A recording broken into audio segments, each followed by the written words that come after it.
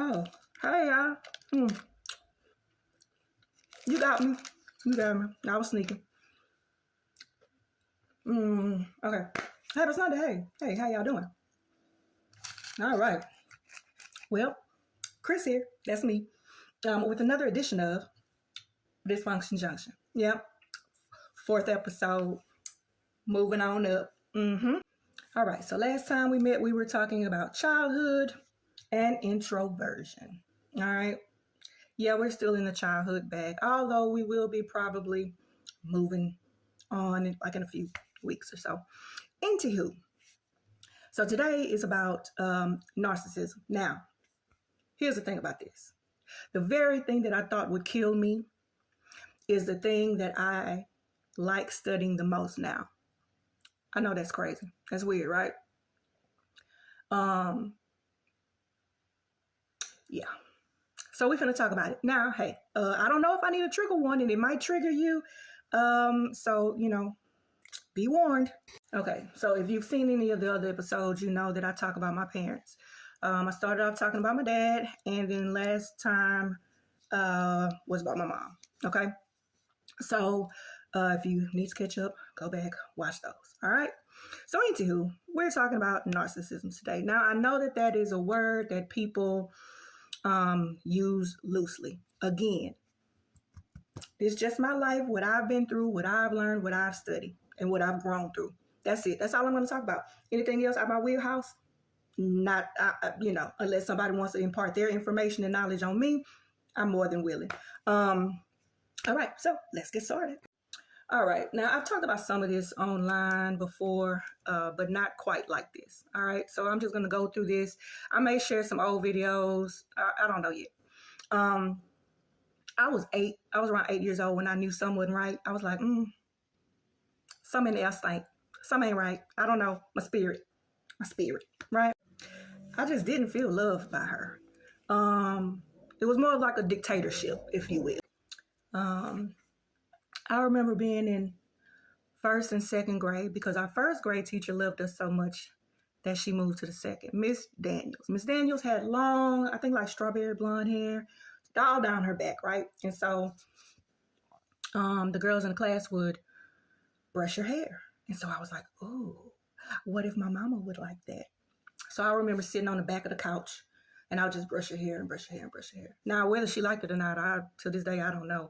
But that was my 8-year-old brain trying to get my mama to like me or to love me, right? Because it was always about doing. It wasn't about being. It was about, I remember all the Encyclopedia Britannicas. I remember this program or some kind of stuff called Where There's a Will, There's an A.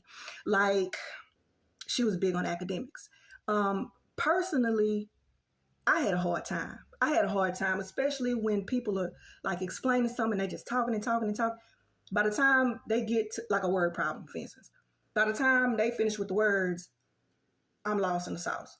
So, back then, I don't know if they were doing any testing for like ADHD or all the different things that they're doing now.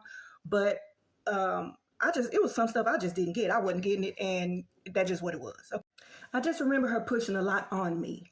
Not a lot of memories. I think I'm 44. So throughout my entire life, I think we went to the movies. No, I'm sorry. I'm sure. We went to the movies one time in 1993 with my then best friend and her mama to see What's Love Got to Do with It. Yeah, 1993, 2024. But it's okay. It's all right. I just remember really wanting a connection, really wanting that time. And it just wasn't there. So I was a bit rebellious, okay? She wanted me to make A's. I did just enough to get on by, okay? Could I have applied myself more? Absolutely. But I just don't think I wanted to give her the satisfaction. And I'm just being completely honest. And if I was like that as a kid, I'm more than sure it's probably happening now, today. I remember when I was younger, before all the rebelliousness and stuff, and still when I was wanting that love and affection, my mom and my daddy, they had some issues, right? And so my mama did not sleep in the bedroom with my daddy. Her and I shared a room. Okay. So, I was just used to her, right? And that's your mama. So you're like, okay, my mama loves, when you have a parent like this, you kind of go through the motions. Okay. Because your help is your hurt. Your hurt is your help. So it's like it all goes hand in hand. It's a clusterfuck, okay, of emotions and thought process. I had to really get to the point to where I had to consider myself God's child. I'm God's child first. And so I shifted my thinking of, just wanting her to love me and wanting to be accepted and stuff. But this is a real thing. And we talk a lot about narcissistic relationships, like romantically, right? Very rarely do I hear lots and lots of people talk about the parental side of it, right? But that's okay. I got you, boo. Yes. This is a good one. This book changed my life, but you better have you some Kleenex handy right next to you, okay? Oh, they better be within arm's reach because you're going to be boo-hooing and snotting and crying. I'm telling you. Oh, I'm telling you. So I have an excerpt I want to read for y'all. I'm going to try to go fast. Okay. A narcissistic mother sees her daughter more than her son as a reflection and extension of herself rather than as a separate person with her own identity. Y'all remember what I said earlier? She puts pressure on her daughter to act and react to the world and her surroundings in the exact manner that mom would, rather than in a way that feels right for the daughter. Thus, the daughter is always scrambling to find the right way to respond to her mother in order to win her love and approval. The daughter doesn't realize that the behaviors that will please her mother are entirely arbitrary, determined only by her mother's self-seeking concern. Most damaging is that a narcissistic mother never approves of her daughter simply for being herself, which the daughter desperately needs in order to grow into a confident woman. Well, first of all, let me tell you, you can grow into a confident woman. You just got to rearrange your thought process. Okay? I'm a firm believer of knowing is half the battle. And I need to go fast. I'm running out of time, y'all. Okay, so I found this article earlier today. People who are friendly on the surface but manipulative underneath usually display these traits. Knowing is half the battle. All we have to do is educate ourselves, and then we'll be able to see through this bullshit that so many people use as a mask to hide their true identity. Okay? So hold on. I'm going to read some. All right. 1, overly charming. 2, they twist the truth. 3, they play victim. 4, they're masters of guilt tripping.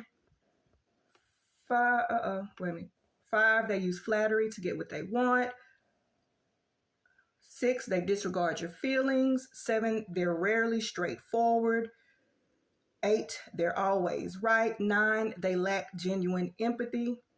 Okay, so there were 9. All right, so there's that, right? So listen, I didn't even know what this was called. I just knew it was weird growing up. I knew something was wrong growing up.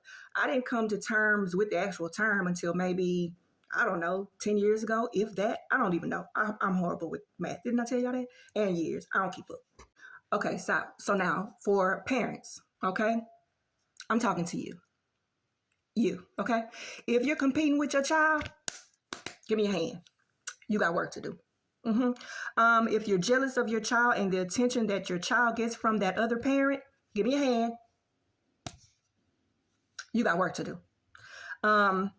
If you love your child only when they are who you want them to be and you can't accept them for who they actually are, give me a hand.